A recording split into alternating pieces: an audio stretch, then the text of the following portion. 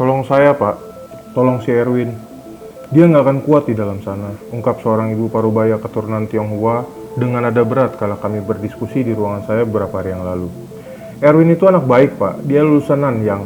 Dan dia nggak pernah cari masalah sama orang. Matanya berkaca-kaca. Jangankan mukulin anak pejabat, sama pembantu aja dia selalu sopan. Kami lanjut diskusi dan gak lama kemudian janda pewaris beberapa hotel di Bali dan Surabaya itu pamit pulang. Pokoknya, Pak Okta harus beresin semuanya. Soal biaya nggak perlu khawatir.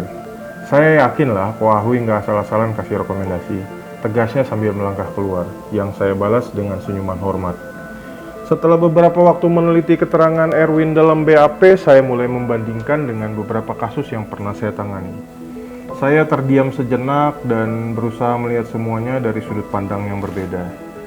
Penganiayaan model di apartemen Jakarta Barat, pengerusakan rumah pengusaha restoran di Bandung, penipuan arisan di Tegal, pemalsuan sertifikat di Depok, korupsi kepala dinas di Banten, dan beberapa yang lainnya. Selalu ada alasan pembenar bagi si tersangka. Selalu ada usaha untuk menghindari jerat hukum. Sesaat terbayang wajah Profesor Mika Komar, dosen pengantar ilmu hukum semester 1 dulu. Bagaimana dia menjelaskan apa itu hukum dan kenapa manusia menciptakan hukum. Ada juga Profesor Yasmil Anwar, dosen kriminologi yang mengajarkan saya kenapa manusia melakukan tindak pidana. Sebenarnya saya punya kekaguman pada teman-teman pengajar yang selalu menggali dan membagikan ilmunya, baik di kelas ataupun dalam seminar-seminar hukum. Tapi sebagai seorang praktisi, saya sadar ada keterbatasan waktu untuk yang begitu-begitu.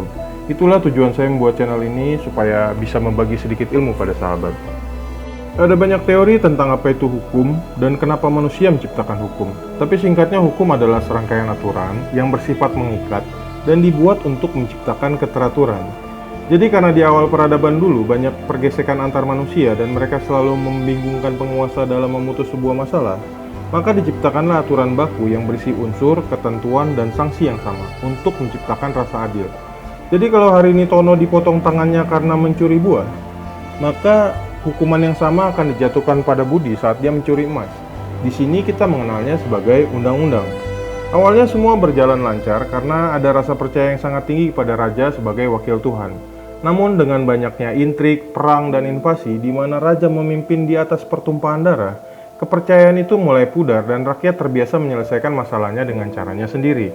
Kala itulah hukum menjadi sesuatu yang harus dipaksakan. Raja menunjuk beberapa orang di luar tentara perang yang tugasnya menangkap dan menghukum mereka yang dianggap bersalah. Di sini kita mengenalnya sebagai polisi.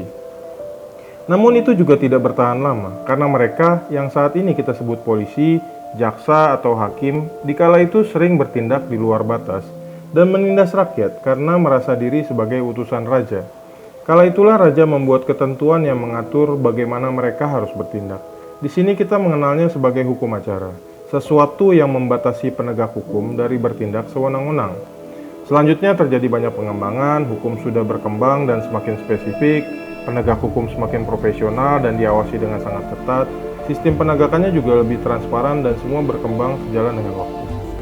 Namun sejalan dengan peradaban, di mana teknologi makin berkembang, manusia makin cerdas, kebutuhan makin berjenjang, informasi bergerak dengan sangat cepat, pola kejahatan pun menjadi sangat kompleks.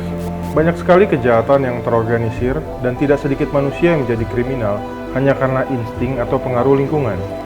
Penegak hukum pun terkena dampaknya. Demi mengejar karir atau keinginan untuk hidup mewah, banyak dari mereka yang gagal menjaga marwah dan menjadi bagian dari kejahatan itu. Bekerja bukan untuk keadilan, tapi untuk kepentingan. Sistem dan aturannya pun sering menjadi korban. Dibuat atas kepentingan tertentu untuk kepentingan yang lain. Dunia semakin kacau, dan hukum sepertinya gagal menjalankan fungsinya untuk menjaga keteraturan.